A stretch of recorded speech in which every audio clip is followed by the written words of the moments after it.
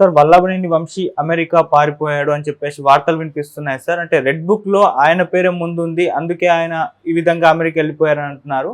అసలు మరి ఇప్పుడు తెప్పించే ప్రయత్నం కూడా జరుగుతుంది అని చెప్తున్నారు సార్. మరి దీంట్లో నిజం ఎంత ఉంది సార్? వల్లభనేని వంశీ రెడ్ బుక్‌లో ఫస్ట్ పేరు ఉండడం పెద్ద ఆశ్చర్యం కాదు. ఎందుకంటే వల్లభనేని వంశీ అసలు లోకేష్ వాళ్ళ మదర్ భువనేశ్వర్ గురించి కూడా చాలా అప్పట్లో వల్గర్‌గా కామెంట్ చేయడం, అది పెద్ద స్థాయిలో ఇదై చివరికి చంద్రబాబు లైఫ్లో ఎప్పుడు ఆయన ఏడవని పద్ధతులు ఏడవడం, ఇవన్నీ మనం చూసాం. అది అసెంబ్లీలో కూడా ఇండైరెక్ట్గా ఆ చర్చ రావడం.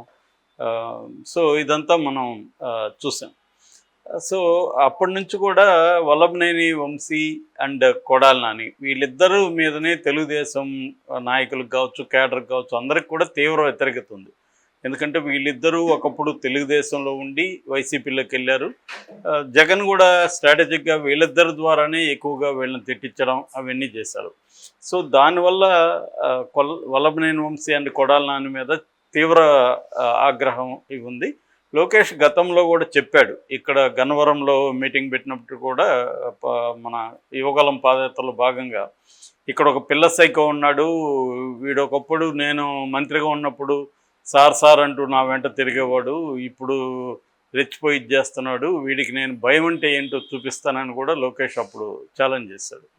సో కాబట్టి ఇప్పుడు నేచురల్గా ఎర్రబుక్కు రాజ్యాంగం అనేది మొదలు పెట్టారు. ఆల్రెడీ హోర్డింగ్స్ కూడా బయటకు వచ్చాయి, ఎర్రబుక్కు రాజ్యాంగం, రెడ్ బుక్ రాజ్యాంగం అని.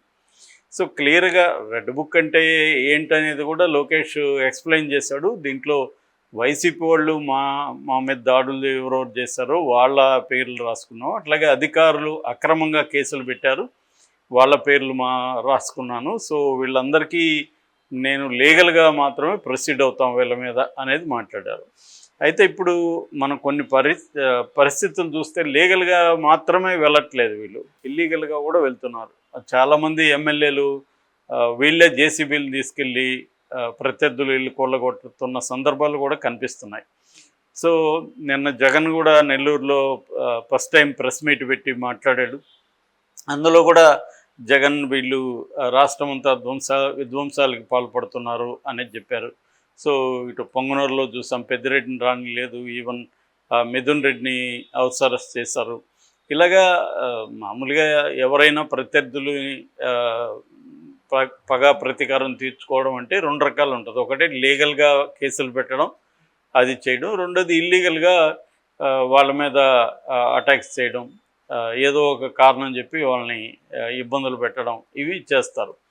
సో ఆల్రెడీ లోకేష్ ఎప్పటి నుంచో చెప్తున్నాడు, కడ్రాయిడ్తో నిలబెడతానని, లేకపోతే భయం పరిచయం చేస్తానని, నేను మూర్ఖుడు, ఇలాగంతా మాట్లాడాడు. కాబట్టి ఇప్పుడు అబ్సల్యూట్ పవర్ ఉంది, అందులో మామూలు పవర్ కాదు. రెండోది స్టేట్కి మాత్రమే పరిమితమైన పవర్ కాదు, సెంట్రల్లో కూడా వీళ్ళ హవా నడుస్తుంది. కాబట్టి వైసీపీ వాళ్ళు ఖచ్చితంగా ఇది బ్యాడ్ టైం అని చెప్పాలి. వాళ్ళు ఎలా పోరాడతారనేది చూడాలి. ఆల్రెడీ నిన్న ఒక సిగ్నల్ కూడా ఇచ్చాడు జగన్, మేము కూడా పోరాడతాము, నువ్వు చట్టబద్ధ పరిపాలన చేయాలి, గవర్నెన్స్ మీద ఫోకస్ చేయాలి, ఇలా దాడులు చేయడం, విగ్రహాలు పగలగొట్టడం, మా మీద అక్రమ కేసులు పెట్టడం చేస్తే మేము కూడా పోరాడుతూ ఉన్నాడు. జగన్ కూడా ఇంకా ఫుల్ టైం జనంలోకి వచ్చేసినట్టుగా మనకు అర్థమవుతుంది. సో ఆయన ఇప్పటివరకు సమీక్షలన్నీ చేశాడు. ఇప్పుడు ఇంకా ఏదైతేమీ అయింది, ఇప్పుడు మనం ఎలా ఫైట్ చేయాలి, దీన్ని ఇప్పుడు ఎలా నిలబడాలి అనేది కర్తవ్యం. అట్లాగే చాలామంది వెళ్ళిపోయే అవకాశం కూడా ఉంది. మామూలుగా ఎవరికి కూడా ఈ కాలంలో పార్టీ లాయల్టీ అనేది ఏం లేదు. పార్టీలకేమో పీపుల్ లాయల్టీ అనేది లేదు.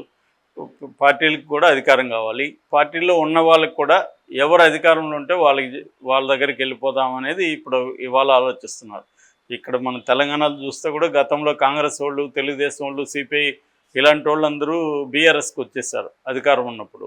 ఇప్పుడు మళ్ళీ అదే బీఆర్ఎస్ నుంచి దాదాపు ఇప్పటికైతే 6 మంది ఎమ్మెల్యేలు, 6 మంది ఎమ్మెల్సీలు కాంగ్రెస్లోకి వెళ్ళిపోయారు. ఇంకా కూడా ఒక 20 మంది దాకా వెళ్ళిపోయే పరిస్థితి ఉంది. అంటే బీఆర్ఎస్ కూడా ఇక్కడ ఖాళీ అయిపోతుంది.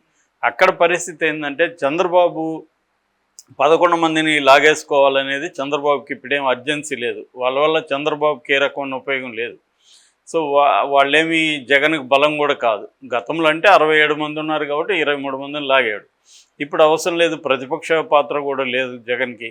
కాబట్టి చంద్రబాబుకి ఉన్న ఆలోచన ఏంటంటే వైసీపీని నేలమట్టం చేయాలంటే వైసీపీలో ఉన్న యాక్టివ్గా ఉన్న నాయకుల మీద కేసులు పెట్టడం కావచ్చు, వాళ్ళని ఇతర బెదిరించడం కావచ్చు చేయడం ద్వారా వాళ్ళని స్తబ్దంగా మార్చేయడం, జగన్కి ఎటువంటి సపోర్ట్ లేకుండా చూసుకోవడం. కొంతమంది ఎక్కడైనా బలమైన నాయకులు ఉంటే వాళ్ళని పొగబెట్టి ఇటు కాంగ్రెస్లోకో బీజేపీలోకో వాళ్ళు వెళ్ళేట్టుగా చేయడం. ఎందుకంటే జనసేన తెలుగుదేశం తలుపులు మూసేశారు, ఇంకొన్నది బీజేపీ కాంగ్రెస్. బీజేపీ కూడా దాదాపు మనకు తెలిసింది ఏంటంటే ఒక 6 నెలల పాటు అయినా ఎవరిని చేర్చుకోకుండా ఉందాం అనేది బీజేపీకి ఉన్న అండర్స్టాండింగ్ అని చెప్తున్నారు. ఈ మేరకు పురంధేశ్వరి కూడా తన పార్టీ నాయకులకి గైడ్ చేసిందని చెప్తున్నారు. ఎందుకంటే మనకు బ్యాడ్ నేమ్ వస్తుంది, ఎక్కువగా కేసులు ఉన్నవాళ్లే వస్తారు తప్పించుకోవడానికి, అది మనం అలో చేయకూడదు అనేది వాళ్ళకు ఉన్నది. ఇంకా ఏకైక ఆప్షన్ వాళ్ళకి కాంగ్రెస్. సో కాంగ్రెస్లకి వెళ్ళే వాళ్ళు వెళ్తారు. కాంగ్రెస్లకి వెళ్తే కనీసం నేషన్ వైడ్ సపోర్ట్ ఉంటుంది. ఏదన్నా అరెస్టులు చేసినా కూడా చంద్రబాబు కూడా దూకుడుగా అరెస్ట్ చేయకపోవచ్చు కాంగ్రెస్లో ఉంటే అనేది ఒక అండర్స్టాండింగ్ ఉంది. అందుకని ఇప్పుడు రేపు 8వ తేదీ వైఎస్ఆర్ 75వ జయంతి సందర్భంగా రాహుల్ గాంధీ వీళ్ళందరూ వస్తున్నారని చెప్తున్నారు. సో అప్పుడు కొంతమంది జాయిన్ అయ్యే అవకాశం ఉంది. అలాగా రాహుల్ గాంధీ కూడా కొంతమంది మాజీ మంత్రులతో ఫోన్లలో మాట్లాడారని చెప్తున్నారు.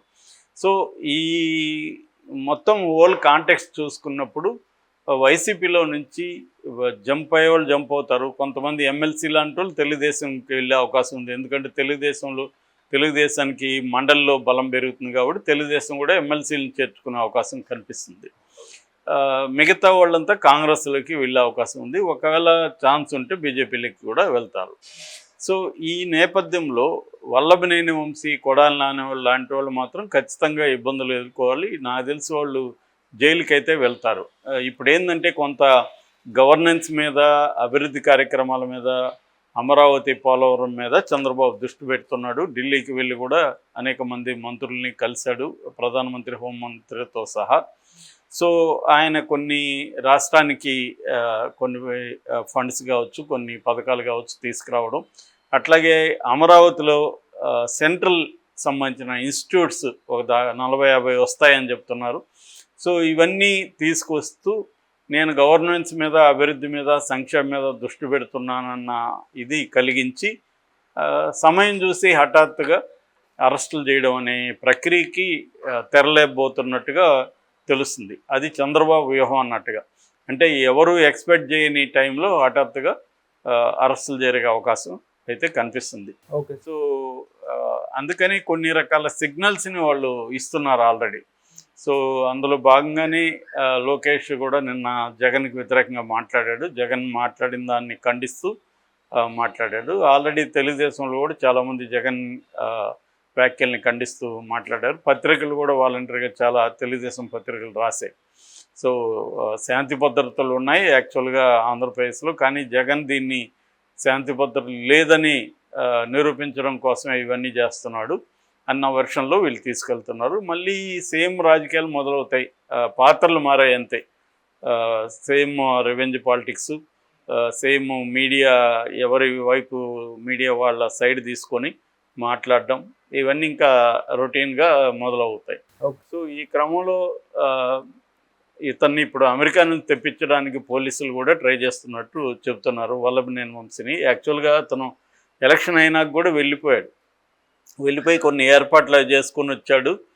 ఇప్పుడు చెప్పి చేయకుండా ఎవరికి తెలియకుండా వెళ్ళిపోయాడని చెప్తున్నారు.